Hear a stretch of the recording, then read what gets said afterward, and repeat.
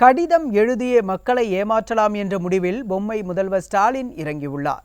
விடியா திமுக ஆட்சி பொறுப்பேற்றதிலிருந்து பிரதமருக்கு எழுதிய கடிதங்களால் எந்த பலனும் தமிழ்நாட்டிற்கு கிடைக்கவில்லை.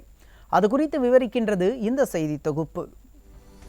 தமிழ்நாட்டை நேரடியாக பாதிக்கும் பிரச்சனைகளுக்கு எதிராக மக்கள் போராட தொடங்கி குரல் எழுப்பினால் லெட்டர் பேடை எடுத்து பிரதமருக்கு கடிதம் எழுத தொடங்கிவிடுவார் பொம்மை முதல்வர் ஸ்டாலின். கொல்லைப்புறம் விடியா திமுக ஆட்சி அமைத்ததிலிருந்து இதுவரை 30க்கும் மேற்பட்ட கடிதங்களை செயல்படாத முதல்வர் ஸ்டாலின் எழுதியுள்ளார்.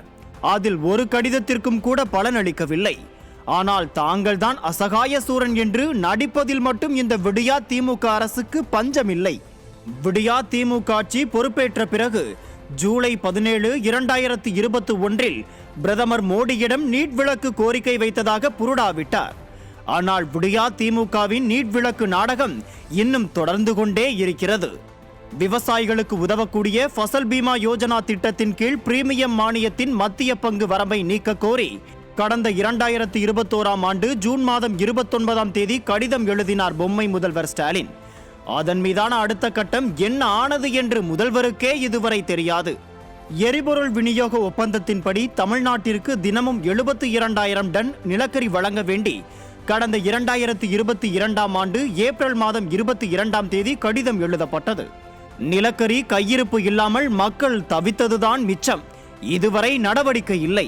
கியூட் தேர்வுக்கு எதிரான கடிதம் 2022 ஏப்ரல் 7ஆம் தேதியும், மேகதாது அணைக்கு எதிராக ஜூன் மாதம் 14ஆம் தேதியும் கடிதம் எழுதப்பட்டது. இதில் ஒரு துரும்பை கூட இதுவரை கிள்ளி போடவில்லை.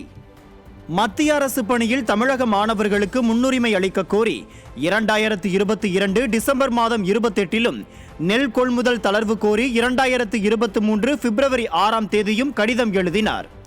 ஆனால் மாணவர்கள் விவசாயிகளுக்கு ஏமாற்றமே மிஞ்சியது.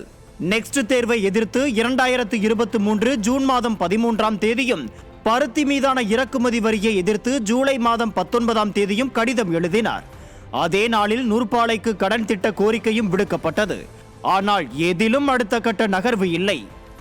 கச்சத்தீவை இலங்கையிடம் தாரை வார்த்த திமுக கச்சத்தீவை வைத்து இன்னமும் நாடகம் ஆடுகிறது. அதாவது இந்தியா வந்த இலங்கை அதிபருடன் பேச்சுவார்த்தை நடத்த வேண்டும் என ஜூலை 20ஆம் தேதி கூறினார். அது அரசியல் நாடகமாகவே இருக்கிறது.